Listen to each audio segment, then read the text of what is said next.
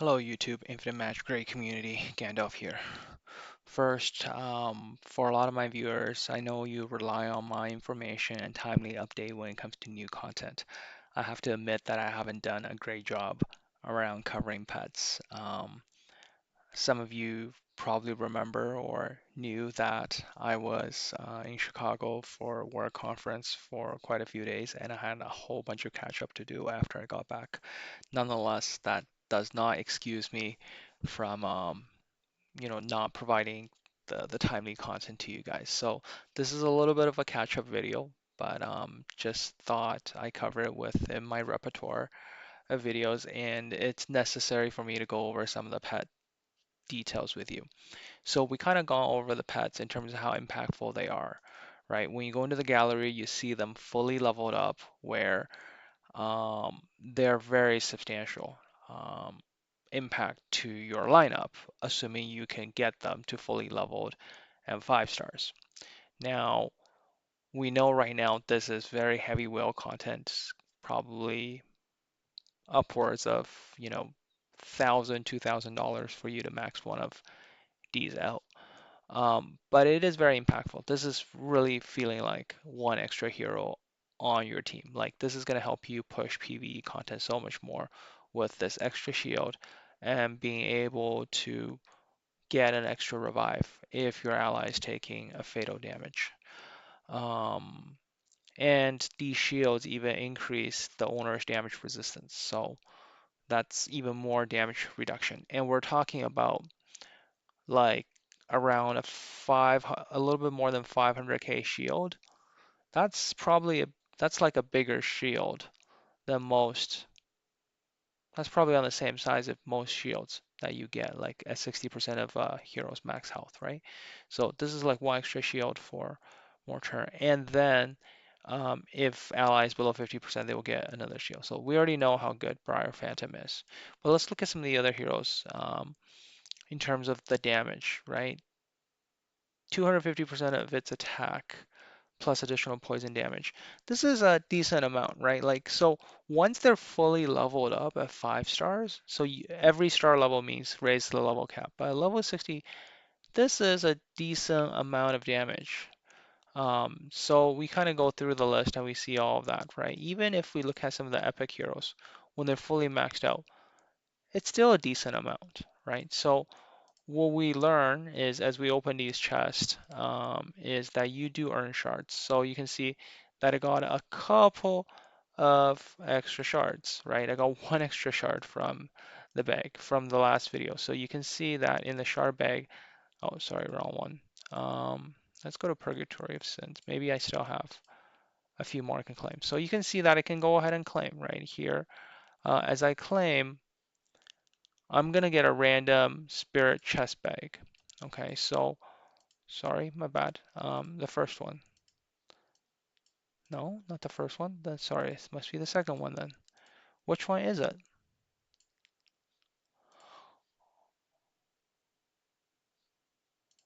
Is it over here on the ultimate trial? Oh, there we go. It's the trial here. So most of us are doing like somewhere maybe in this range. So you're getting like 10 shard eggs. So you got about a 6% chance per week. Okay, 6% chance of getting a legendary. So it's like 2% of getting one piece. And you claim this, what? Like even looking at some of our best players here, like we're in the five bill range. So 5 bill range, you're looking at 12. Wow. So 12 times 16 per 6. So your expected, not even one, right? 16 times, no, 12 times 0.7. So your expected is 0.71 of these legendaries per week. So let's just assume you get one shard per week. That's 50 Lego shards a year. So something about the math doesn't add up here to me. Maybe if you get higher, but even if you get higher, that still doesn't change the fact that over here, the chance of you getting something is so low. Yes, you're guaranteed to get maybe 5D shards every week. So Yes, you can definitely work towards getting your giant dragon. Um, so 10 weeks you will be at 1 star. So in a year, we are kind of guaranteed to have this one at 5 stars. That's something actually worth looking forward to. So after playing for a year, you can get this one to fully maxed out. Sorry, let me go to gallery again. Um, and we can actually have stats like this. Not bad. I mean, this is a decent AoE damage that you can do. But for getting other heroes not through buying is gonna be a pain in the butt. There will be plenty of events, as you know, these things get cheaper as time goes along. They'll be adding more pets into the game, I'm sure, but this is a little bit, you know, it's a paying gimmick right now. So without whaling, like at the level and damage you see right now, this is not really consequential. And right now, they will additionally gain shield. It looks like you need to be at higher star levels before we start reviving. Like even at 1 level, you're only getting just a small shield. If it fall below, let's see, star level, 1 star, 2 star, the revives are really happening only at 4 stars. So yeah, like it's gonna be a while before you get the nice revive benefits. You're only getting shields early on. And at this point, at 1 star or 0 stars, this is such a tiny shield. It's like 100k. Is it? Yeah, just a little bit under 100k. It's something, but it's so tiny, inconsequential. Like the damage, guys can probably see it overall. The damage is very minimum too. Let's talk about the equipment. What can the equipment actually help you with? At this point in time, okay, you'll be getting a whole bunch of different shards, but first off the bat, the ones you put in this slot here. So let's go actually make some of these and probably explain what are some probably the best ones that you have available to you. So of the ones that you have here, I would recommend put this on your DPS pet. So this will probably be like the poison one that we'll all be able to level up. After casting a skill, increase attack by whatever percent of the attack, 5% or whatever, sorry, increase attack by certain percent plus this for the ally with the highest attack for 1 turn. So yeah, so this is gonna basically be a nice additional buff to your heroes.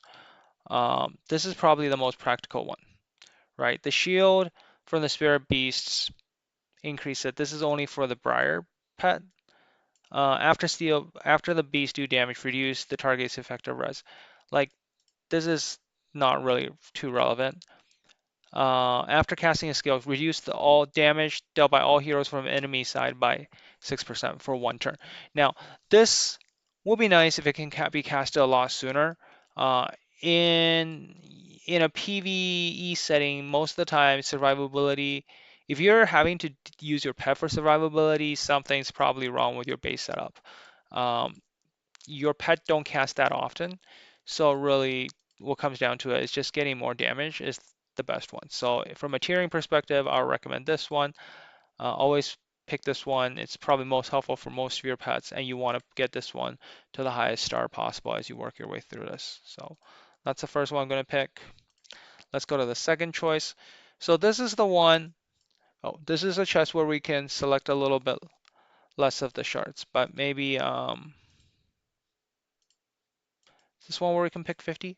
Okay, so you need 50 of these to um to claim, right? So these are actually these blues ones, okay? Sorcery orbs. They're for the pets only. So they increase the pet stat. So if you're increasing it, if you want to focus on your Briar pet, you probably want to pick this one because this is increasing the shield effect. None of the other stats actually help it. It's not doing extra damage, increasing its attack. I think the attack, yeah, increase the size of shield. So I guess, another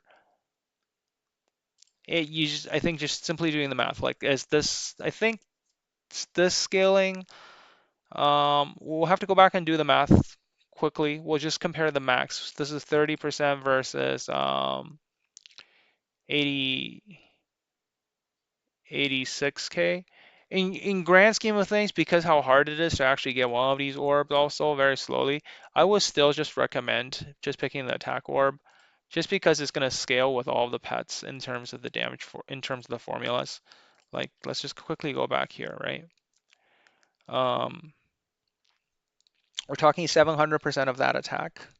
So almost 1K increase. So that's a straight up what?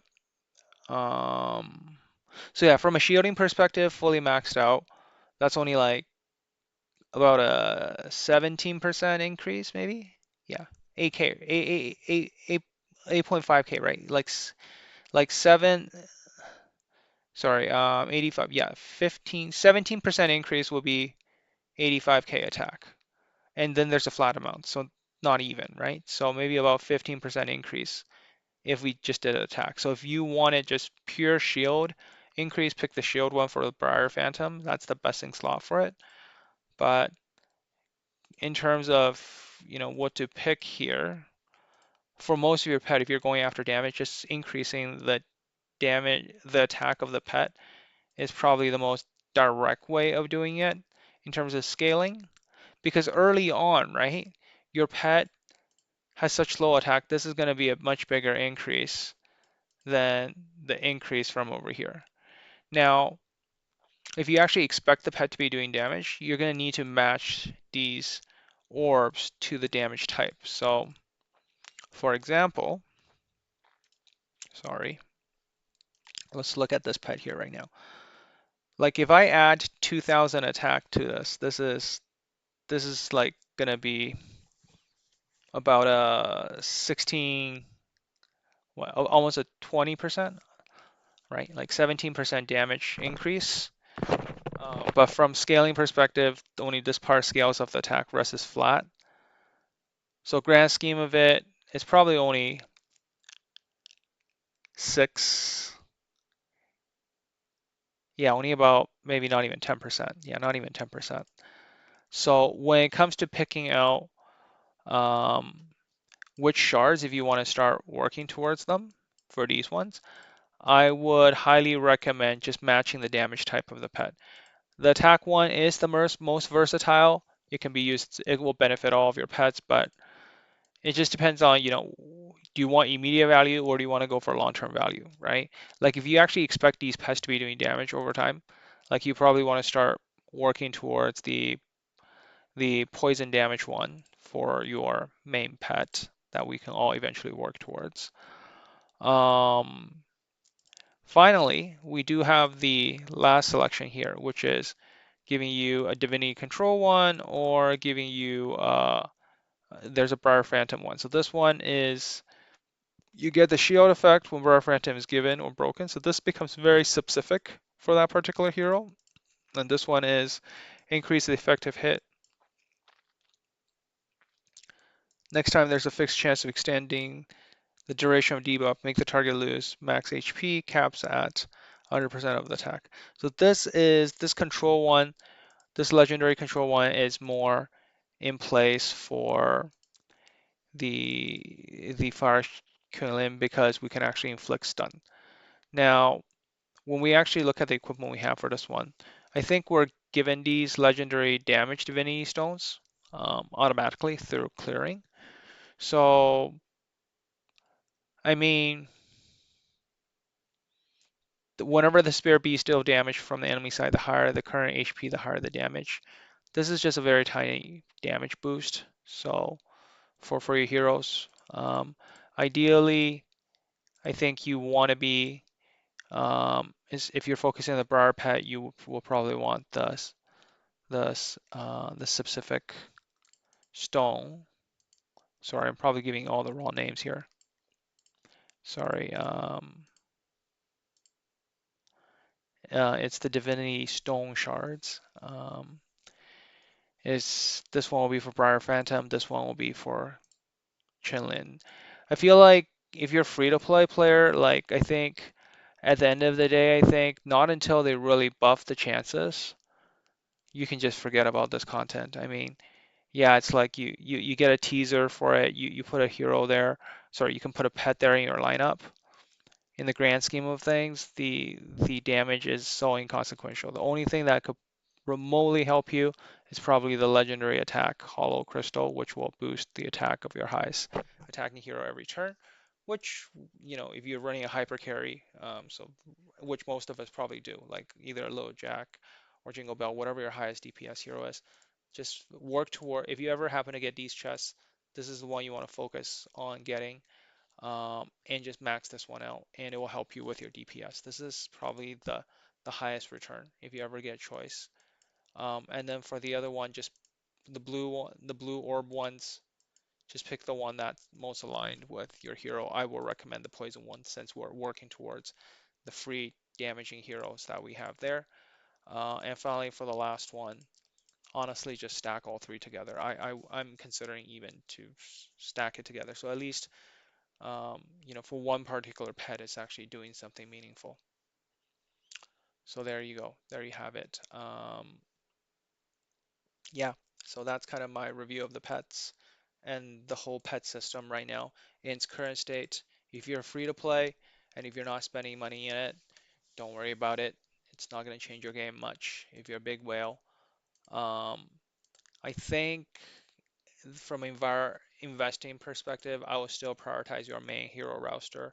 This is sort of like a nice add-on, but for what you're getting out of it, like for the amount of money you spend into it, you're probably able to get like an E3 hero, which might, especially if you're early on, it's probably more impactful. But if you're a late game player, yeah, getting one of these to level 60, 5 stars definitely will be a game changer. And then probably focus on, sorry, taking one of the red ones here, max it out will be nice. Then get, this one maxed out.